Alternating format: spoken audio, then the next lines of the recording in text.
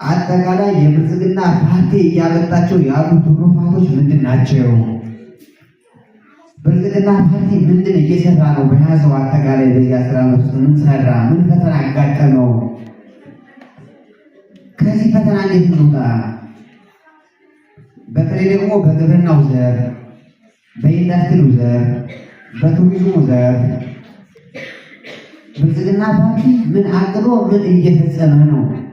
በቀጣይ የብልጽግና ፓርቲ እሳቤዎች አጠቃላይ እውን እንዲሆኑ ምን እየተፈጸመ ነው የሚለውን ስልጠና መንገድ ግምገማዊ የስልጠና አጠቃላይ የፓርቲ አባላችን የፓርቲ አመራራችን እንዲያውቀው እንዲሰለጥን ተመሳሳይ አስተሳሰብ እንዲያመጣ አንድ አይነት እይታ እንዲኖረው ጉራማይሌ የሆነ አስተሳሰብ ጉራማይሌ የሆነ እውቀት ወደ አንድ እንዲመጣ በተለይ መንግስታችን ብልጽግና ምን እየሰራ እንደሆነ እንዲታወቅ ስልጠና እየተሰጠ ነው።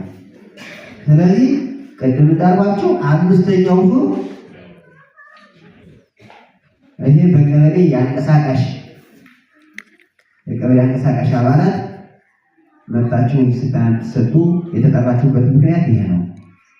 ስለዚህ የብልጽግና ፓርቲ ገና ተወልዶ ያላደገ ልጅ ግን በፈተና ውስጥ የተወለደ እድገቱ እንዳያጠጥም ማንፌቱ እንዳያጠጥም እሳቤው እንዳያጠጥም እሳቤውን ደግሞ ዳር እንዳያደርስ የውጭ ሀገር በአዳን ሀገራት የዘላለም ጠላቶቻችን የሚሸርቡትን ሴራ በሀገር ውስጥ ባንዳዎች በምንላቸው በነህዋት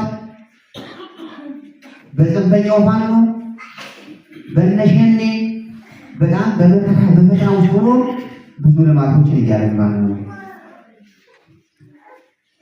በተለይ ደግሞ የብልጽግና ፓርቲ ሰው ተኮር ስለሆነ እታች ያለውን ላይ ያለው ሀብታውን ብቻ ሳይሆን አርሶ አደሩን ብቻ ሳይሆን የመንግስት ሰራተኛውን ብቻ ሳይሆን የብልጽግና ፓርቲ በማህበራዊ ግንኙነት ሰው ተኮር ስለሆነ ሰው ተኮር ዘርፍ ተግባራትን ላይ በጣም በከፍተኛ ሁኔታ እየሰራ ነው። ታች ያለው ዝቅተኛ ኑሮ ጭምር መካከለኛ ኑሮ ካለው ጋር አብሮ እኩል ለማድረግ ከፍተኛ ስራ እየተሰራ ነው የሚለውን ነገር እናንተ መያዝ መቻል አለባችሁ።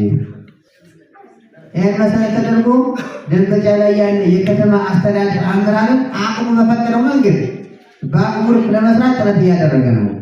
የገጠመው ፈተና፣ የገጠመው ጦርነት፣ የገጠመው ቀውስ ለመፍታት ህዝብ ለማወያየት ህዝብ ለማረጋጋት ልክ እንደናንተ በከፍተኛ ሁኔታ በየሁለት ሳምንቱ በየሳምንቱ መድረክ ይፈጥራል፣ ያወያያል።